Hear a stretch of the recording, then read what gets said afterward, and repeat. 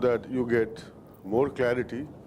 And there is every possible chance that because of all those equations and terms, you may lose insight of the airplane. So as I promised that we will be doing some problems so that you get physical feel for whatever equation, whatever expression we have developed. Today we'll be solving a problem on stability. As this course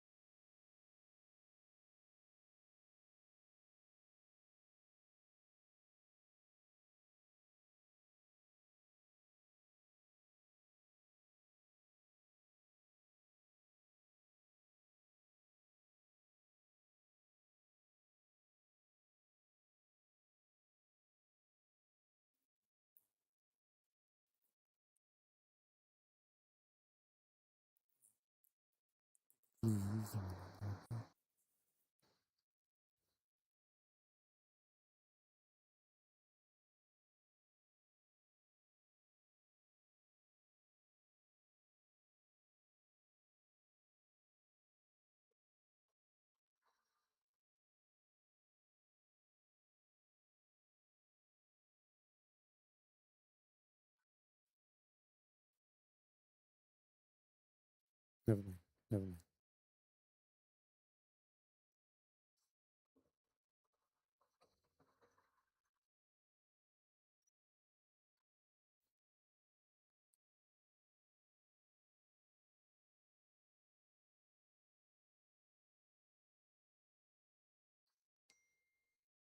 Don't.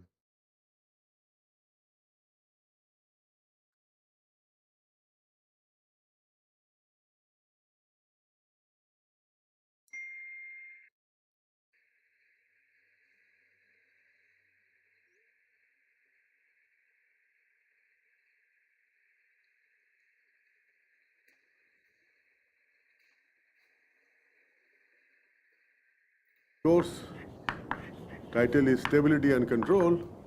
So today we'll be solving a problem on stability so that you get a feel.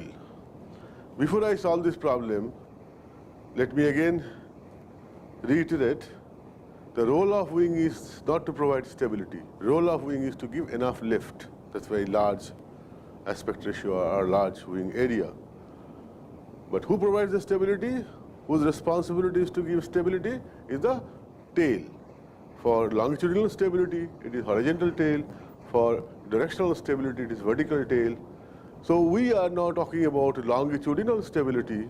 We'll try to solve a problem of longitudinal stability and try to see how whatever the expression we have developed, how can we very conveniently use it for solving a problem.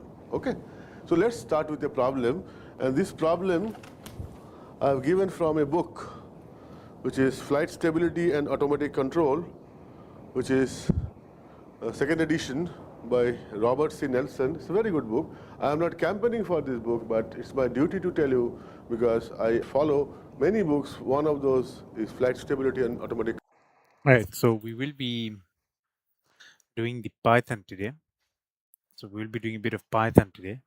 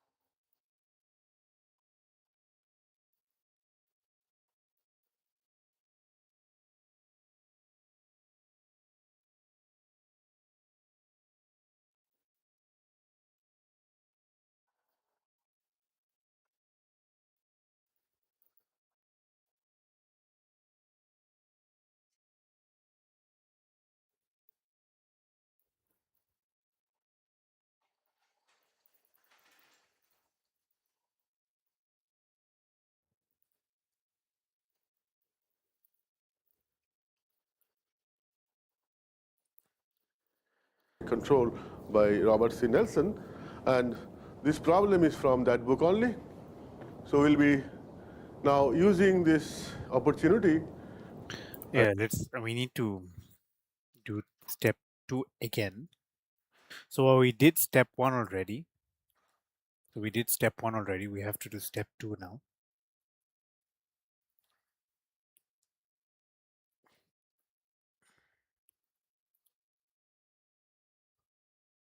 We see how much we can finish. I'll try to do the Python programs for now. Like I'll only focus on the Python part for now. I think that's what I have to focus on. And to And so the state variables we did that today, today morning actually. We had, so this is step 2, the state variables and state space form. Step 2, state variables and state space form. We have dH by dt is equal to v, dv by dt is t minus d by m minus g, and dm by dt is equal to minus m dot. And we know that from our state vectors, we know that x is represented in x1, x2, and x3. And we're considering that our state vectors are focused on HVM. So step 1, this is from step 2.1, this is from the previous previous differentiation, derivation, and whatever. So step 2.1, our previous derivation.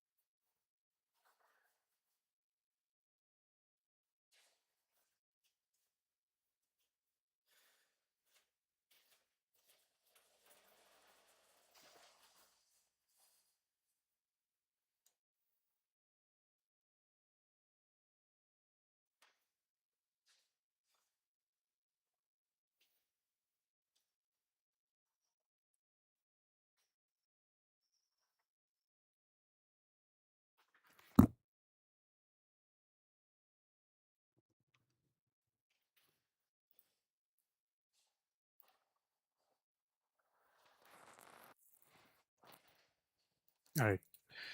So we got the previous derivatives where dH by dt was v. The derivative in respect to altitude is velocity. The derivative in respect to the velocity, we did that F is equal to ma, and we know that the force acts in respect to the thrust force, the drag force, right? So the thrust force, drag force, and the mass, not the mass, mg, the weight, and dm by dt is the mass dynamics. So we're going to consider that this is step 2.2. We're going to consider that x1 is h. So this is the state vectors. And with step 2.3, consideration. I'm going to go every 35 minutes. Every 35 minutes, I'm going to do 10 burpees. At least that's my goal. 0.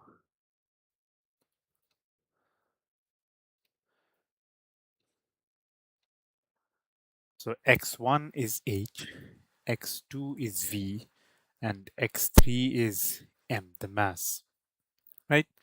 And so if I have x1 as h, then I'm going to have, so if I were to derivate all those, if I derivated all those, I'm going to have x1 dot as v, x2 dot as a, which is the d minus d by m, that fraction minus g. So t minus d by m minus g, and x3 being m dot, which is minus m. And so then I'm going to have step 2.4, the the substitution and whatever, where v is equal to x2 and m is equal to x3. So x1 dot will be x2, so therefore x1 dot will be x2, x2 dot will be t minus d by m minus g, and x3 dot will be minus m dot.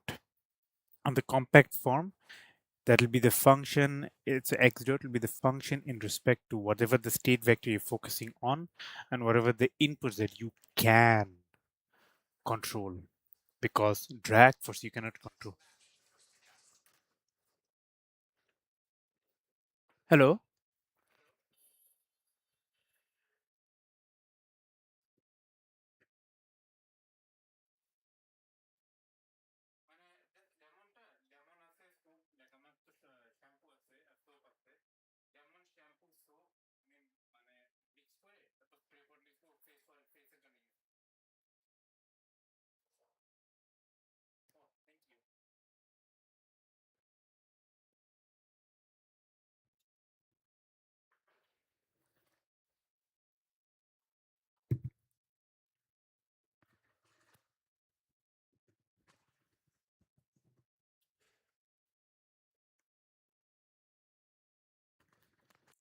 All right.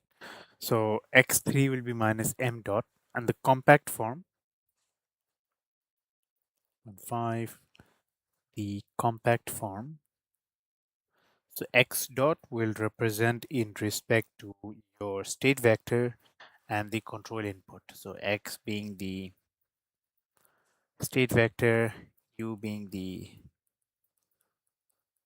control input. So you can control thrust, because thrust is only determined based on how much fuel you input, or how much force, like how much fuel you have, like inserted, like input inside the rocket, that allowed the rocket to go up. But the weight force or the drag force is not done by you, it's actually done by the earth, right? So you can control your thrust force. So your nonlinear vectors, so step 2.6, the nonlinear state vectors would be x dot is equal to x2, because x1 dot is x2, and t minus d by m minus g, and minus m dot. Okay, if the drag model was used, then d would be half rho cd ax square.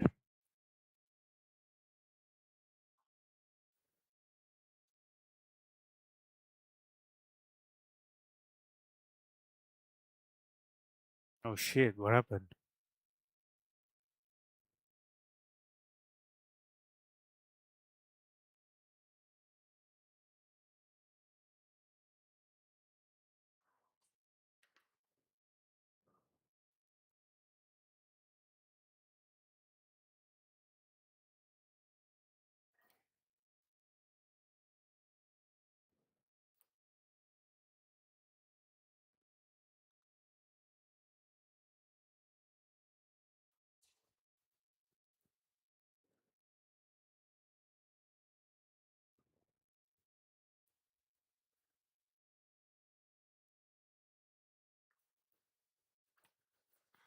Yeah, I don't want to even think of that. So if drag model was used, so if drag model was used, so drag model using, we know that D is equal to half rho C of D AX square, AX2 square. Then X dot X dot was what? T minus D by M minus G. So therefore T minus that half rho C of D AX2 squared minus M divided by M minus G. And that's non-linear, yeah, because x2 squared and 1 by x cubed, so x3, they're changing.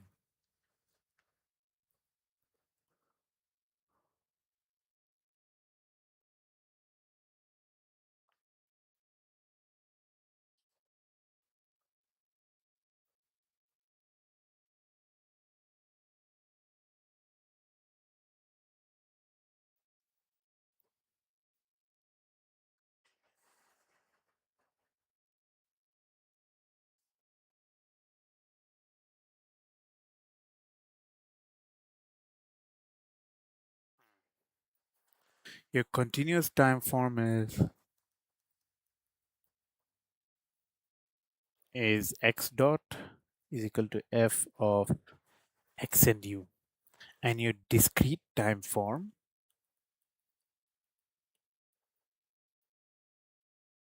be x of k plus 1 is equal to x of k plus f of x of k u of k del t.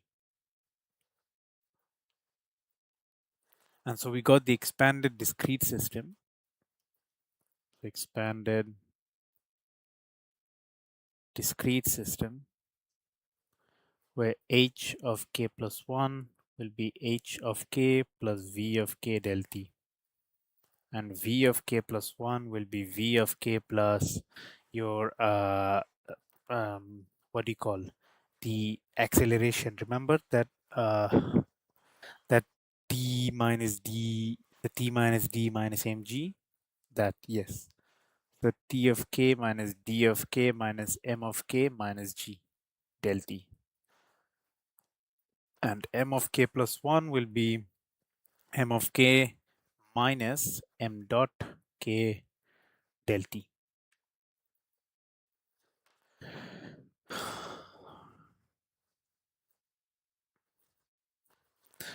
Step one and step two. Can you write the English explanations, because I will be using it for my book.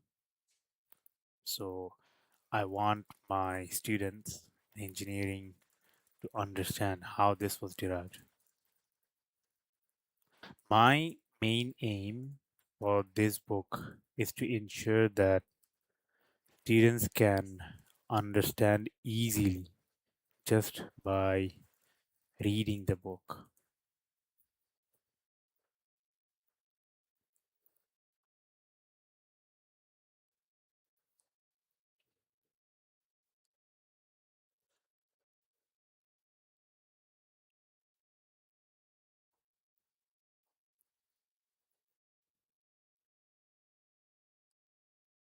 That's a really good explanation. That's really good explanation.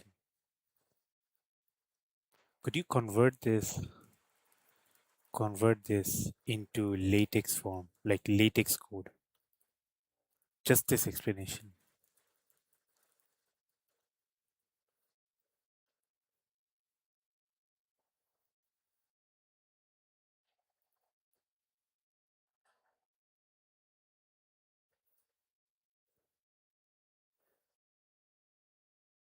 Oh yeah, definitely. I have the book with me and books.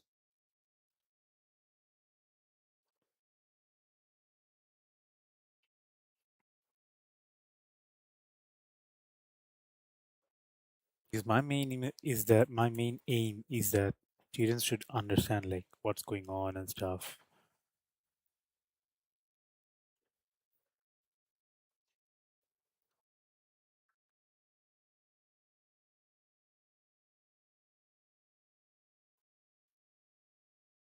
What?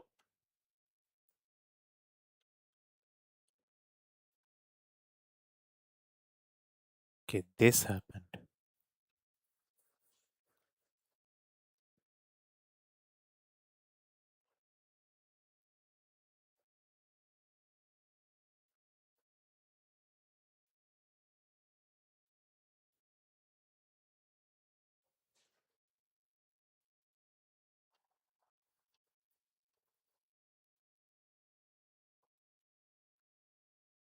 That's really good. That is really good. Um, remove the 1.1, 1.2, 1.3. Remove them. Remove the 1.1, 1.2, 1.3, and just have the title as what was the chapter title name? Yes, I have the book for it.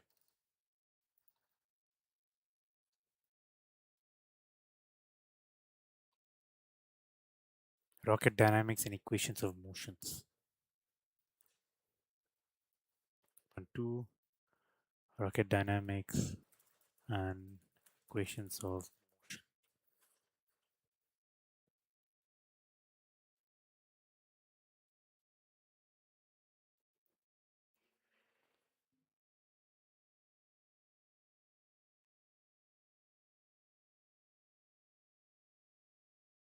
That's really good explanation.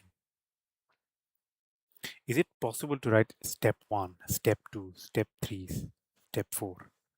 Is it possible to do that?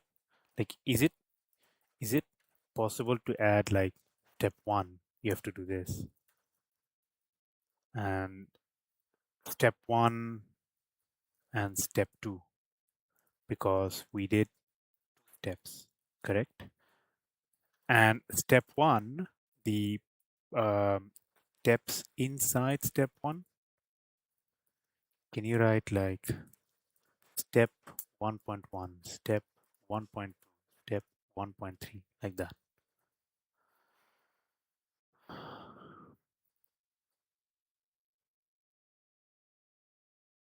No, I meant, okay, now it's not understanding. Here, we did two steps, right?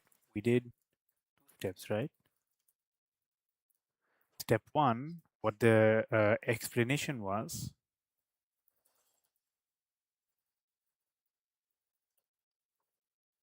you performed, like add them, like, like label them like step 1.1, step 1.2, step 1.3, and the same for step 2.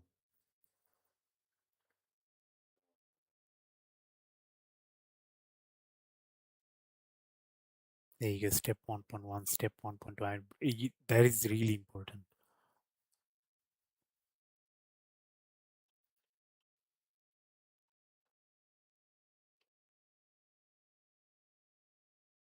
So here, 1.2, so step 1, step 1.1, step 1.2, step 1.3, step 1.4, step 1.5, step 1.6, 7, 8. And then you go for state variables, 1.2.1, 2.2, 2.3. That is really good. That is really, really, really good. Yes.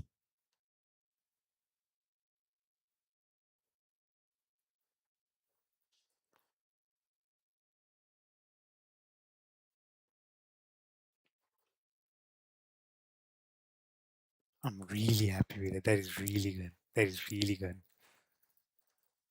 Let's go to step 3. Oh, we also need the Python programs, right?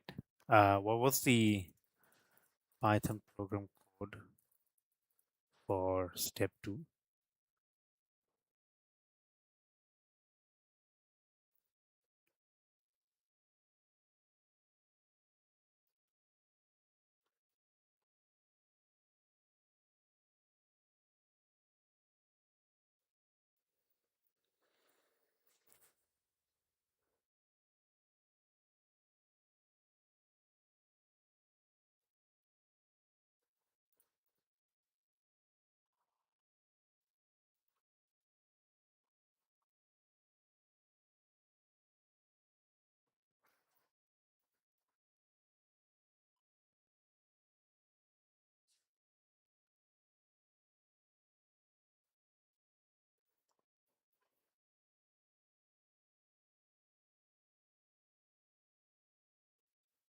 Okay, so whoa, why is it whoa shit? Um, okay, what I know it is simulating.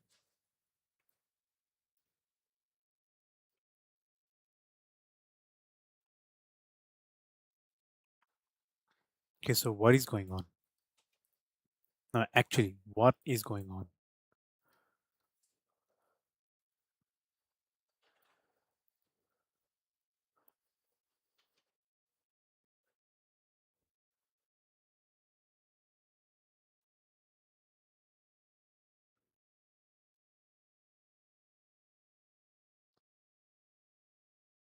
Okay, so you said the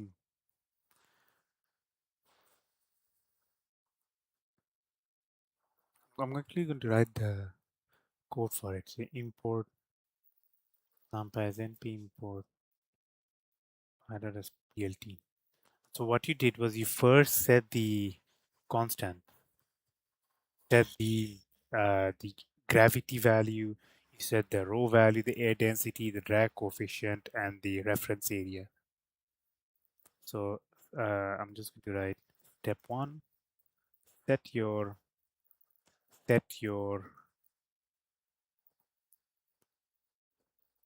constant value. Like you need to set your constant values that will so yes, just set your constant values like drag force, aerodynamic thrust. What else is there? The drag coefficient,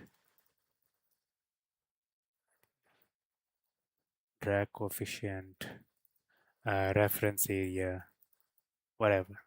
If the G is 9.81, rho is 1.225, C of D is the drag coefficient is 0.5, and A is 0.1. Rho is 0.225. C of D is, what was C of D? 0.5. A is 0.1. So this is your weight force, the weight gravitational force, gravitational constant. Constant rho, this is the air density, your constant drag coefficient, and your reference area. Now we need to set our initial conditions and the state vectors. Step 2, set your initial conditions and state vectors H, M, and V. So H will be 0, G, not G, V will be 0, M will be 500. So obviously the launch hasn't begun yet. The launch has not begun yet. So it is 0 because launch has not begun yet. So the velocity, it's not changing.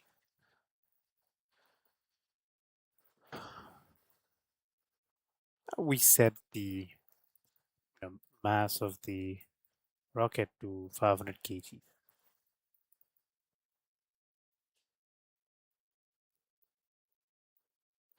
Now I need your control input, so your thrust and your fuel burn rate. So set the control input, meaning the ones you can, keyword can control.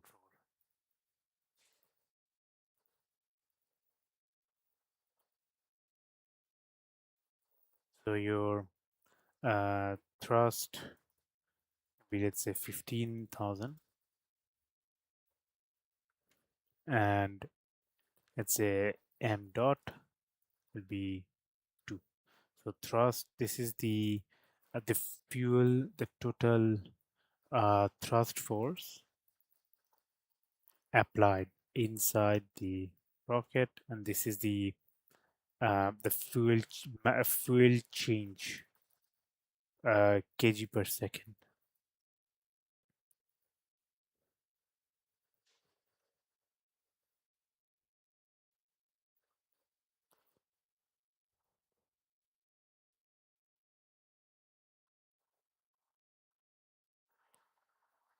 That's really good.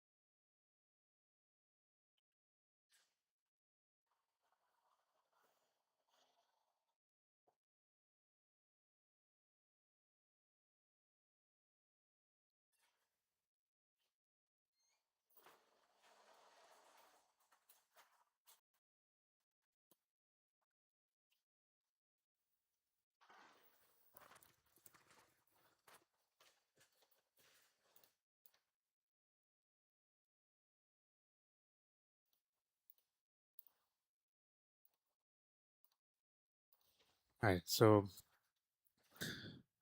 got the control inputs, we got the initial conditions, we got the constants.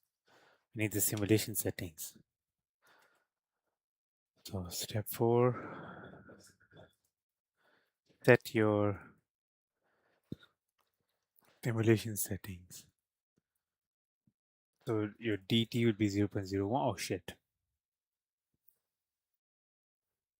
So dt will be 0.01 and the final will be 10. So the time final will be 10 seconds. So meaning our change in time, like our infinite, so we'll say infinitesimal time step and a final time step.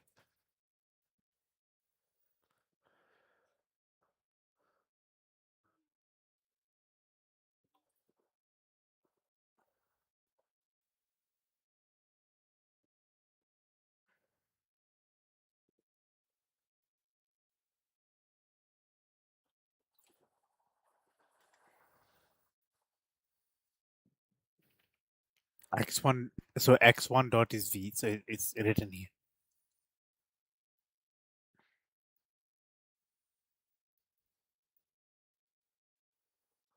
So here we're going to extract.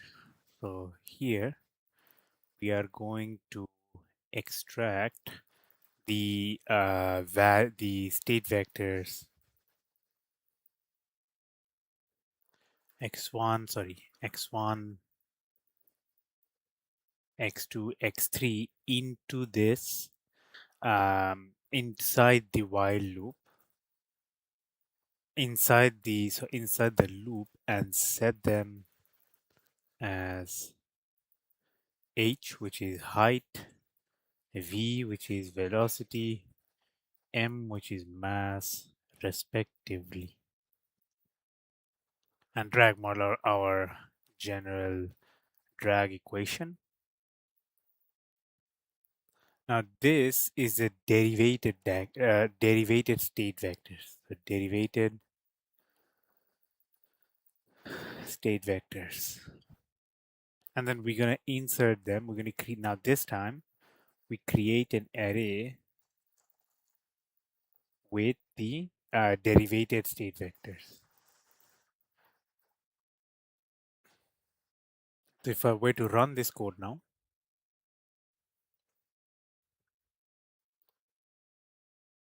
oh, I have to run all.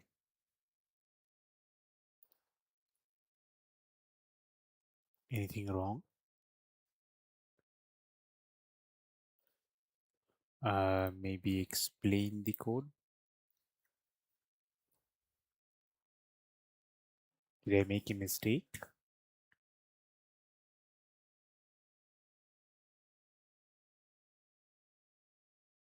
No, that I know, but why isn't it running?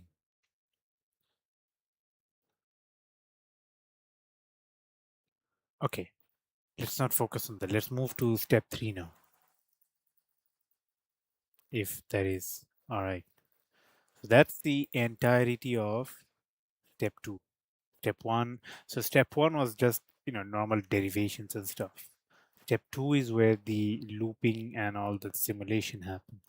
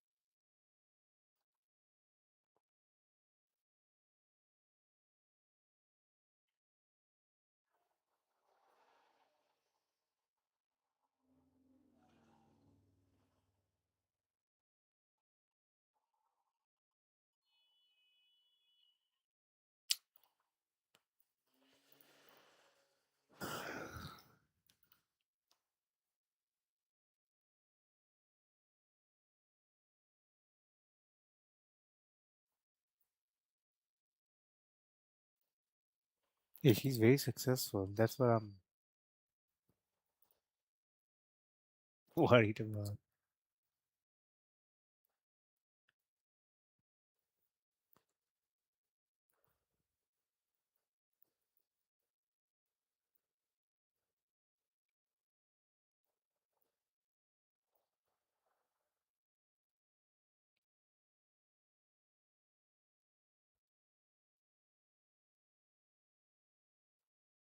How does she post so much? Like, is she that free?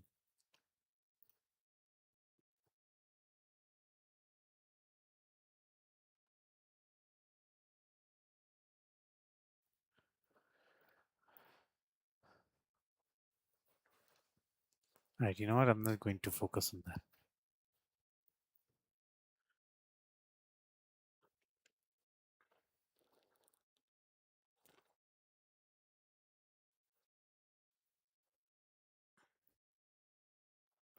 So numerical simulations and Euler integration. So previously, so we have the continuous time system where dH by dt is v, dv by dt is t minus d by m minus g, and dm by dt is minus m dot. And computers cannot solve derivatives continuously, so you need a continuous time system. Thus, continuous time system with a discrete time approximation. Yeah, obviously they cannot solve because you'll run out of storage and whatever. Like there should be a final time step, right? So numerical simulations and Euler integration. So this is step 2. This is the entirety for step 2. Print entirety of step 2. The entirety of step 2 um, air ground rocket simulation.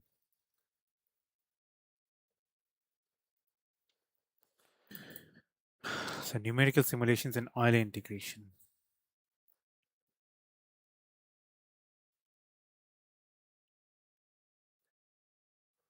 Numerical simulations and Euler integration.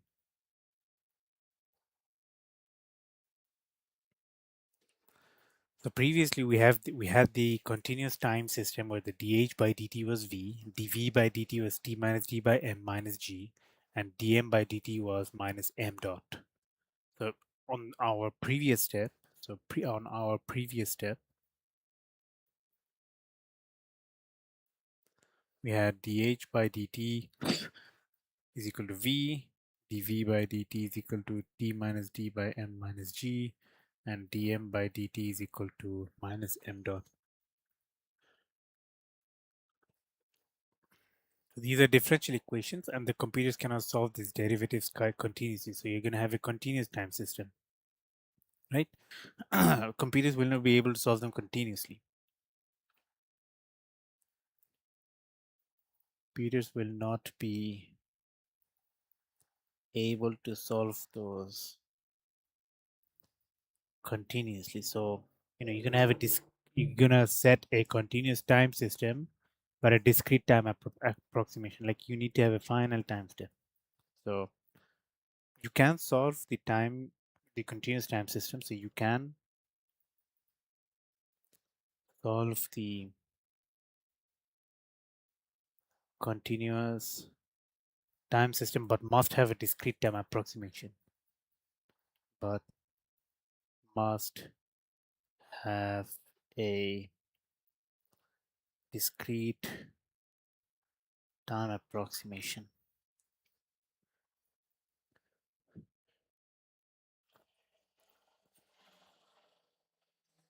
So we're going to define the time step. So step 3.1,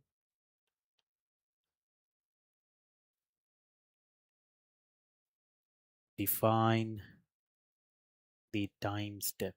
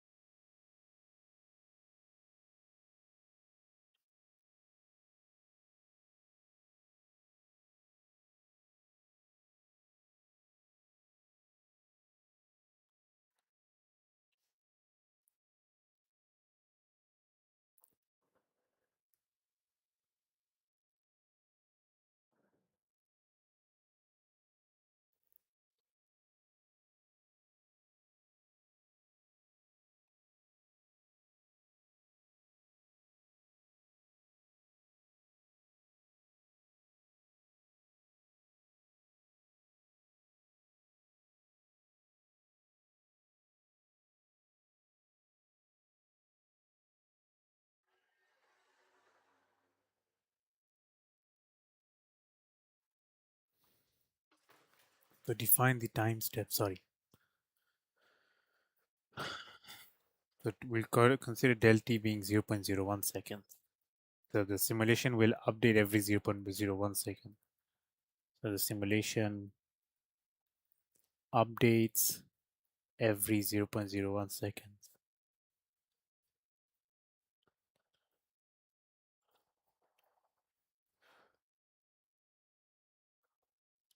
The derivative definition is that dx by dt is a limit as del t approaches 0. So x of t, we know that t plus del t minus x of t divided by del t.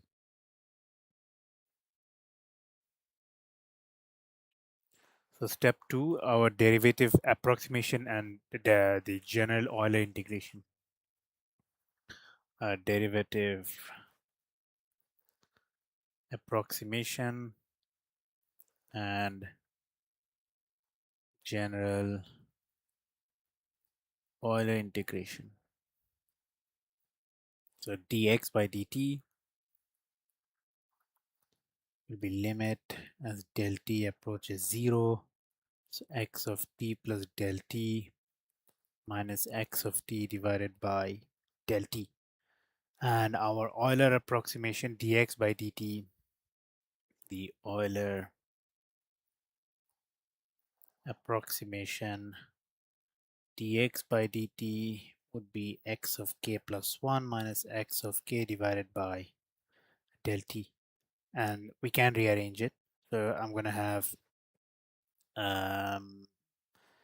dx by dt or del t would plus. So I will have dx by dt is equal to x of k plus 1 minus x of k divided by del t. I'm going to have x of k plus 1 being dx by dt plus x of k. So x dot of k del t plus x of k. So x dot of k, x of k plus x dot of k del t. X dot of k is literally dx of k by dt.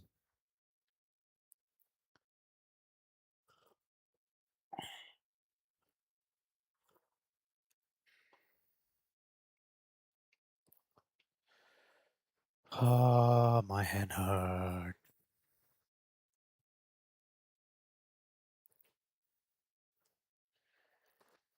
Man, my head moves everywhere, man. My head is like poof, gone.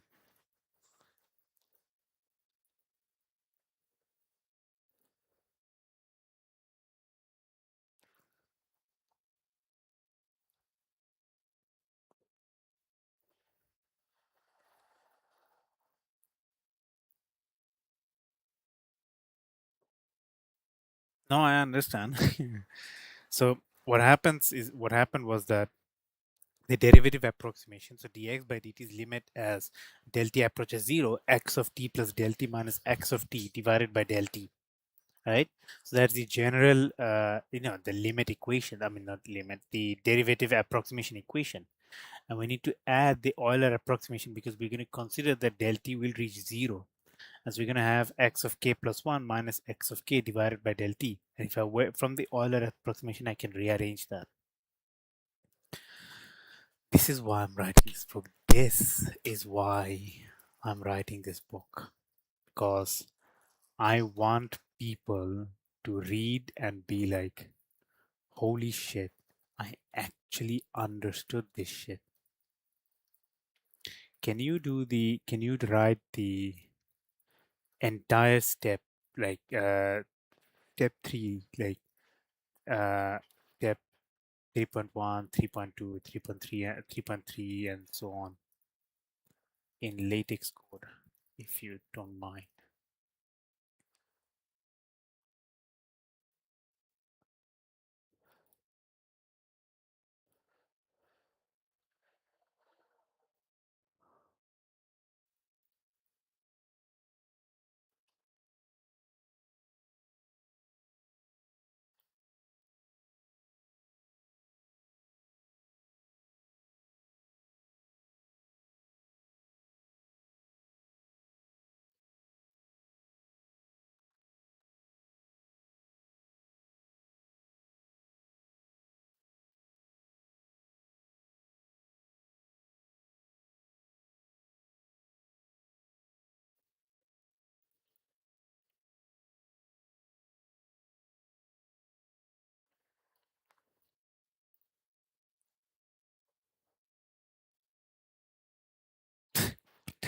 people do you have? Holy shit, man.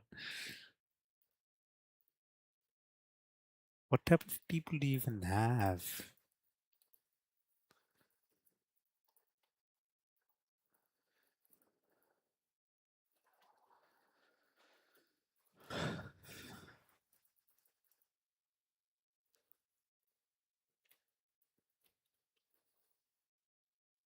How do you even put up with that? Holy shit, like don't like they have no job, nothing.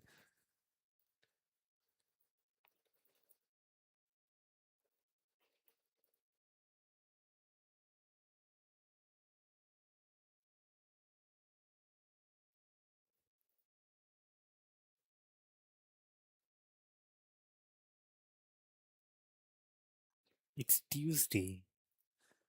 Wednesday, sorry.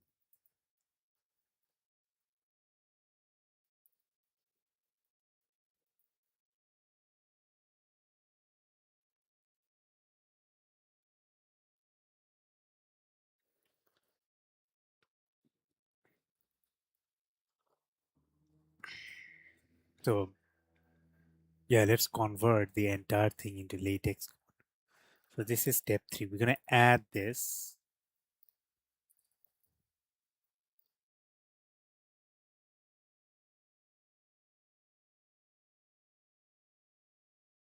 That is really good. That is really, really good. Right? Oh my god, that is amazing. So I'm currently finishing section 1.2. Like, look at it.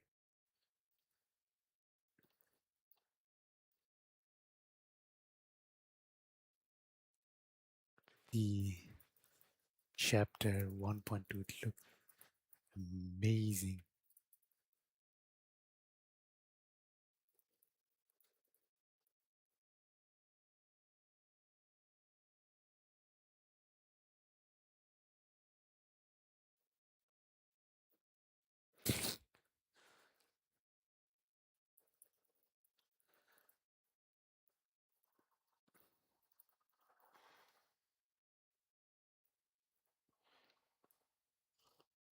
It's just a draft code.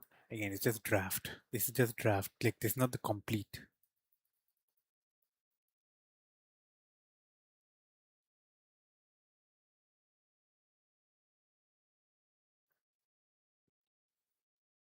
My God, look at it. So rocket dynamics, equations of motion. That's really good. That is really good. That is seriously good.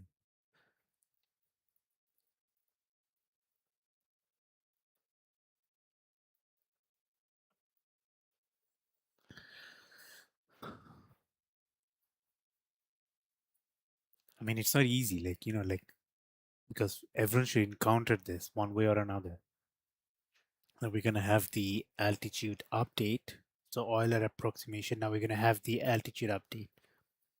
So step 3.3, we're gonna have our altitude update. So dH by dt is v, right? And dH by dt is just simply if I were to use the dot notation. So dH by dt is equal to v, so h dot is v. Same thing. It's the same thing. So therefore, h of k plus 1 would be h of k plus h dot del t. H dot is v of k, it's the same thing. And then the velocity update.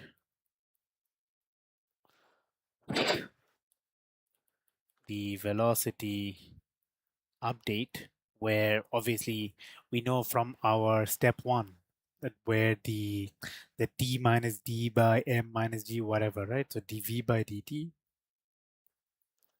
t minus d by m minus g.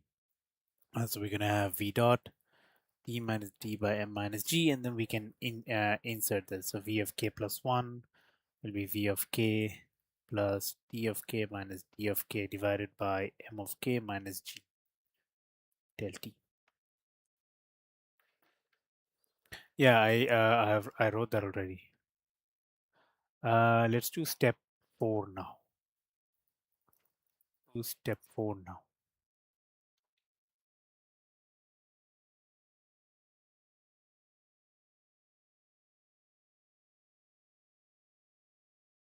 Okay, yeah, that's really good. Okay, that's excellent. Just copy that. I'll move it here. Then I'm going to read it through here. So in real aerospace system, the rocket does not directly know its exact altitude, velocity, or the mass. Instead, the sensors provide the measurements of the system state. So these measurements are never perfectly accurate because all the physical sensors will contain the noise, will contain uncertainty. So the true state versus measured state. The true state of the rocket may be X. Oh my God, the book looks amazing. I'm telling you, the book is amazing. You will understand. You, yes, you will understand. There is no way you will not understand.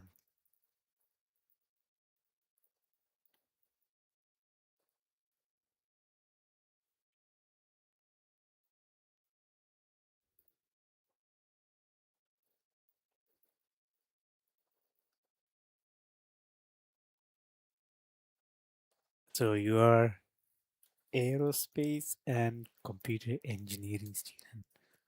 Let's go.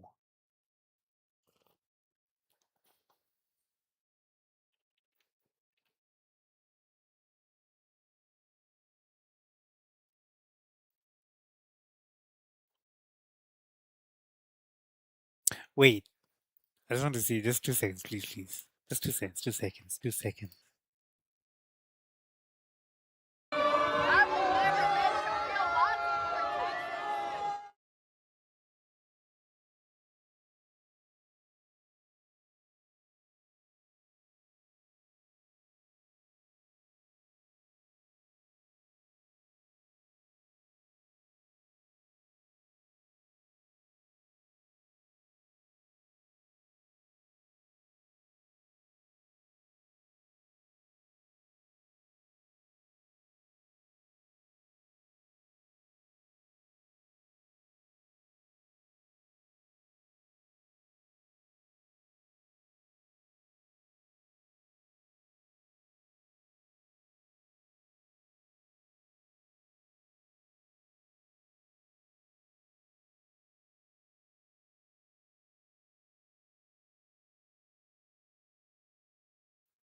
Dude, she did this.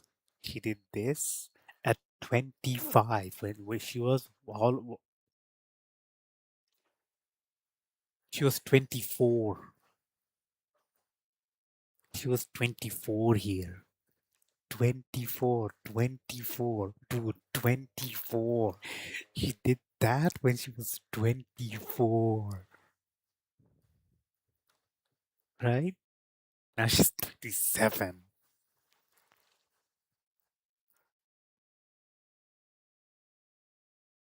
24. No, she did that when she was 25. Yeah, 25. She turned 26 because if she was 24, then she would be born in 2000. She did that when she was 25. Now she's 27. Holy fuck. Holy fuck.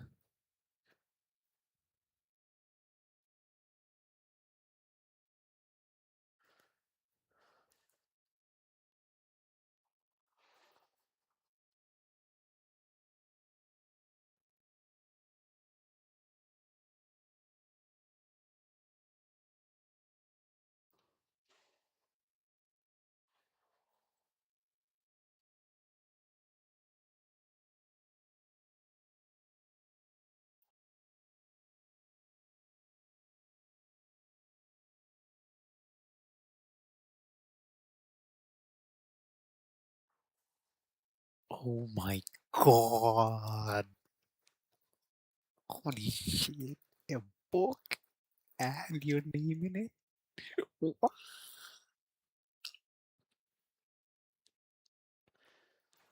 Can you imagine? Like, when I end up as a world renowned professor and a founder, my students will be like, who is Valentina Gomez? When you turn like, I don't know, 40, 50, I'll be 44. No, not 44, 45. And my students will ask, who is Valentina Gomez? Oh, can you imagine?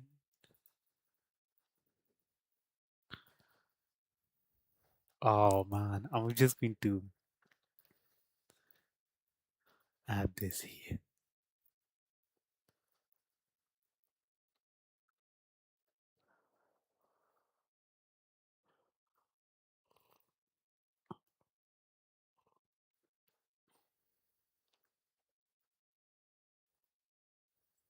Oh, I can't wait for that day. You know, like when I end up like a professor, and then people will be like, "All right, who's Valentina Gomez?" Right? They will ask. That they'll definitely ask because when I turn like 40, she'll be like 45, 46.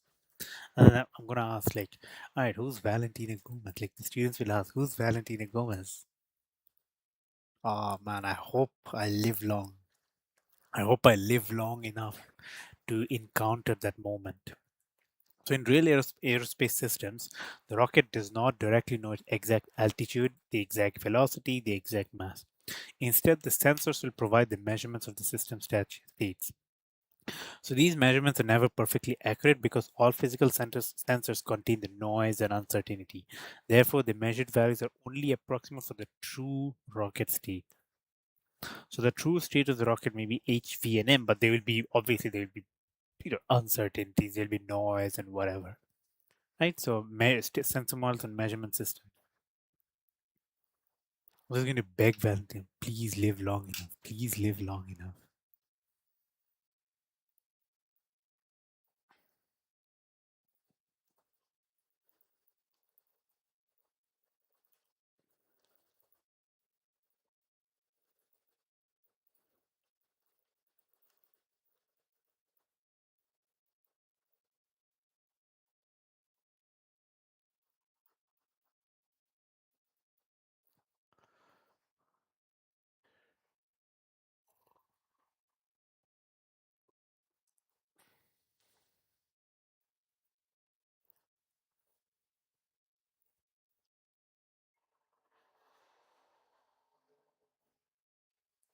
Oh man, it'll be exciting.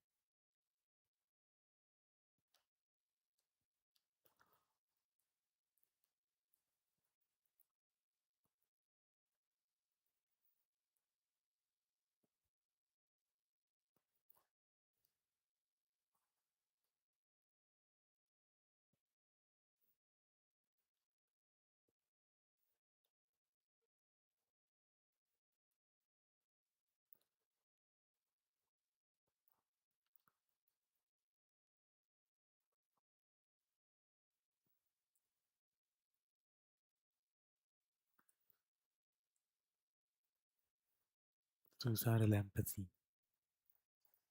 Nice book.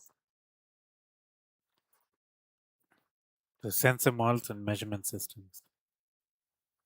And measurement systems. So in real aerospace, the rocket does not directly know the exact altitude, velocity, or the mass. Instead, sensors provide the measurements of the system state. So in real aerospace systems, the rocket does not know the exact altitude because the rocket doesn't even know where they are, right? The rocket doesn't know where like the exact position, the exact altitude, and the exact velocity is because rocket is rocket. We are the ones who provide it, right? So we provide those information in the sensors, and the sensors does its job. Exact mass, weight, or the velocity weight, velocity, or whatever measurements exist.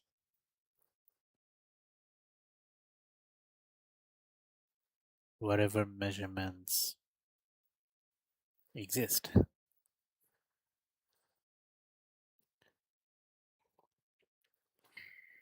So instead, sensor will provide the measurement. We code that in the sensors.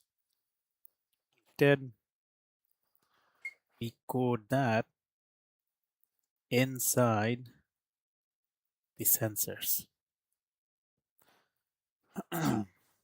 But these measurements are not perfectly accurate. However, these measurements are not perfectly accurate. So if I look at step 4.1, there's true state versus the measured state. So it's true state versus measured state. So if I look at the true state, I have HVM.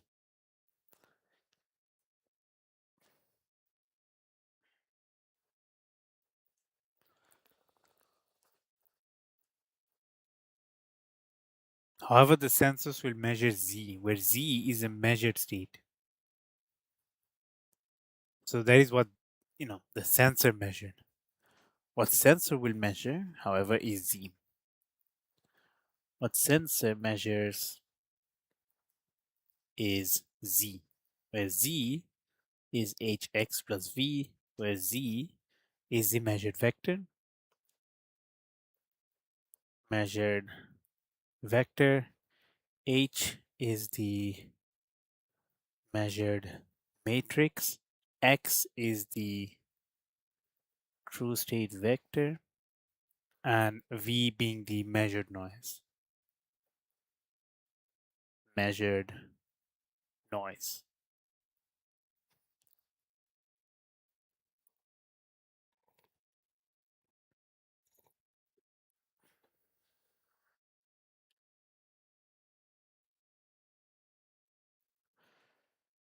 Oh man, I know there are 24 steps. I know there are 24 steps, but man, it's taking way too long. Is it normal to take way too long for a course like this? Like, how do you even finish one chapter a week? That is really tough.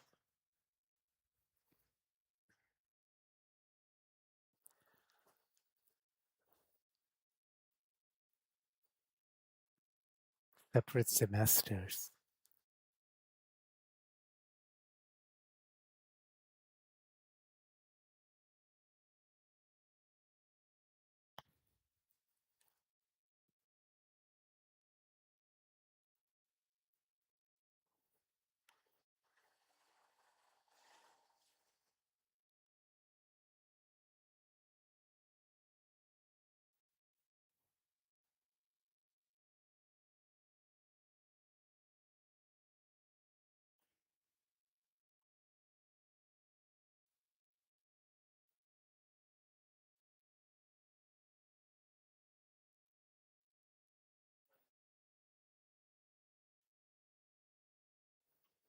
So if I look at the measured matrix, the matrix H determines which states are measured by the sensors. So for example, suppose the rocket sensors only measure altitude and velocity, then we're going to have, let's say it's going to measure only altitude and velocity. So the X, the true state will have H, V, and M, but your measured vector will have H and V. There will be no mass. So the measurement matrix will become, okay, how do you do that? Hmm.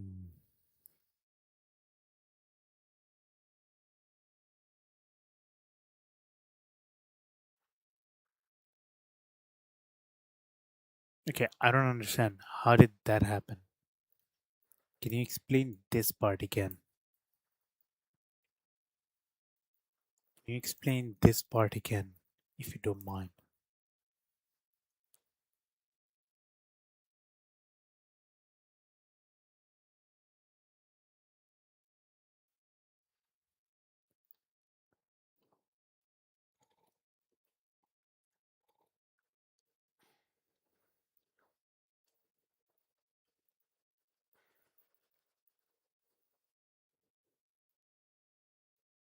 The only reason it is taking time, the only reason, the only reason it is taking time because I am doing 8 courses, 6 for undergrad and 2 for graduate,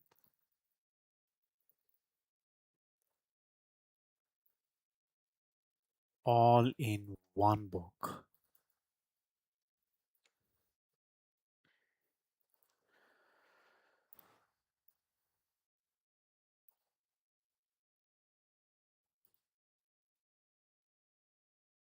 Why are they, how are they talking so much? Like, I don't understand.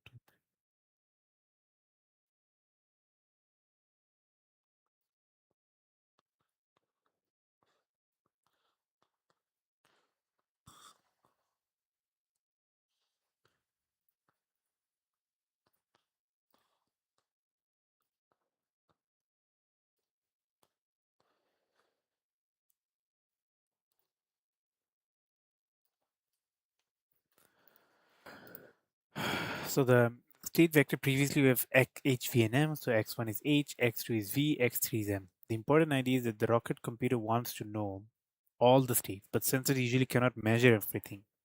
So it can measure, some can measure altitude, some can measure velocity, but you can't measure mass directly. So some states are measured, some states are hidden. So if it only measures the, let's say, height and velocity, mass disappears.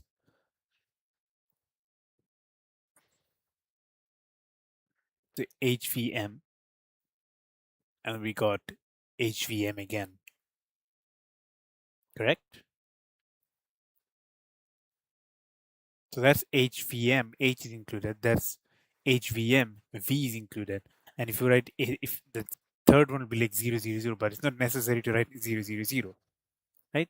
Because then they're going to be like, oh shit, there is 000. We have to see them, but you don't want that to happen, right? You don't, like on your case, you'll presume that, okay, we're not considering mass, height, and velocity on the third row, but the sensor will be like, okay, although it is 0, we still have to count it because I can see it, right? Makes sense. It makes sense. It makes sense. So this will be step 4.3. So step 4.3, where the matrix H determines which states are measured by the sensor. So matrix H determines which states are measured by the sensors. So suppose the rocket sensors only measure the altitude and velocity. So let's say this is my true state, HVNM. So this is my true state. It's a Z, which is a measurement vector. So Z would be H and V. That is uh, the the sensor measurement. That is the sensor measurement. So I'm gonna have H is equal to 100,010.